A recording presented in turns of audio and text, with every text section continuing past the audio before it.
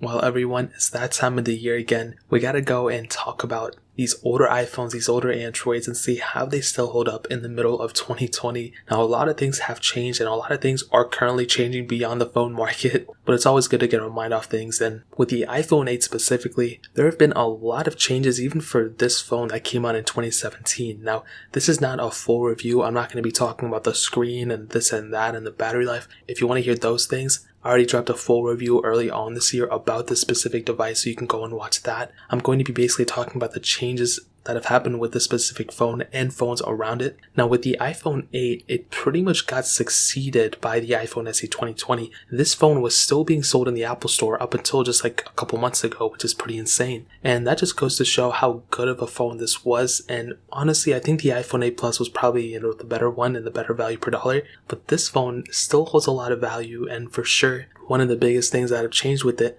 was the price, so I thought, but it really wasn't even that big of a price drop since the beginning up until now. Now, if you want to pick one of these up for the cheapest prices, I'll find one on Amazon and link them down in the description below, so you can get them from there and help support the channel at the same time. Now, the one thing with the price tag is early on this year, the iPhone 8s on the used market were selling for about $270 to about $280 for the base model. Right now, they're selling for about $250 to about $260. So they didn't really go down in value too much. I thought they were because the iPhone SE 2 came out, but for some reason they didn't, and you can probably still pick one up for less than $200 on eBay, but that's kind of the median prices that I've found, especially considering the fact they were being sold at the Apple Store for like $449 or whatever. So it's still a lot of money to spend, but it is what it is. But these things aren't even being sold at the Apple stores anymore, so you can't even pick one up brand new anymore from Apple. So that was a huge development in and of itself. But everything else of this phone is held up. I mean, the body's still pretty relevant, the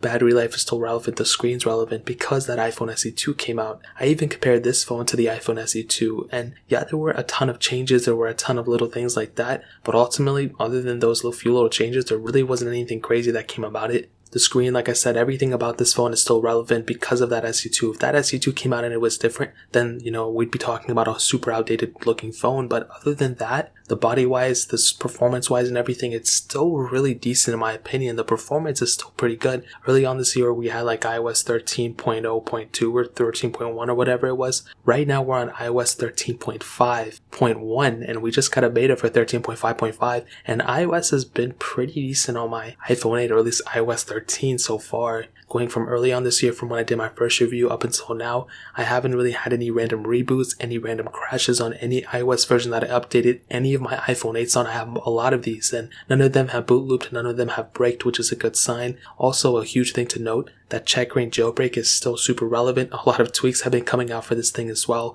So even though we're on iOS 13.5, I'm still able to go and jailbreak my device, which is really cool. And that uncovered jailbreak came out as well, which is humongous. So for sure, I like this phone. I think it runs very, very well. And with that jailbreak access, it just adds that much more capability at the end of the day, which is really awesome. Camera wise, still pretty relevant, 4K at 60, which is really cool. 7 megapixel front facing camera is still great. Battery life is really the only downside, but I will say is that with the beginning of iOS 13, up until now, the battery life really hasn't gotten any worse, which is a good sign. So before I was afraid, because iOS 13, the first couple betas were weird, then it kind of leveled out and I got used to it. So I really haven't had too many issues with my iPhone 8 in terms of battery life. It's still not really that great, but it really hasn't gotten any worse, or at least noticeably worse, since the first time that I messed with the iPhone SE 2, if that makes any sense. So in terms of that, I think that really pretty much covers everything I really wanted to hit on. For sure, at the end of the day, the iPhone 8, I think, is a super killer device. It's not a lot to offer. It is kind of in that strange era where we have a successor of this phone, but this phone is a little bit cheaper and yada yada yada. But I think at the end of the day, the iPhone 8 is still worth it in the middle of 2020. It still has a lot to offer, and I guess we're just going to have to wait and see what happens in a couple more months. But that's really pretty much it. If you have any other questions or anything, let me know in the comment section below. Hit the like button, that would mean so much, but definitely hit that subscribe button. Every single subscriber that we get really does count, so it means so much if you guys could hit that. Also, check out the other links down in the description as well. My Twitter, my Instagram, my second channel, all those links are linked down below. I'd really appreciate it if you guys could check it out. More importantly than everything else, I love every single one of you guys. Hopefully I'll catch you guys in the next video.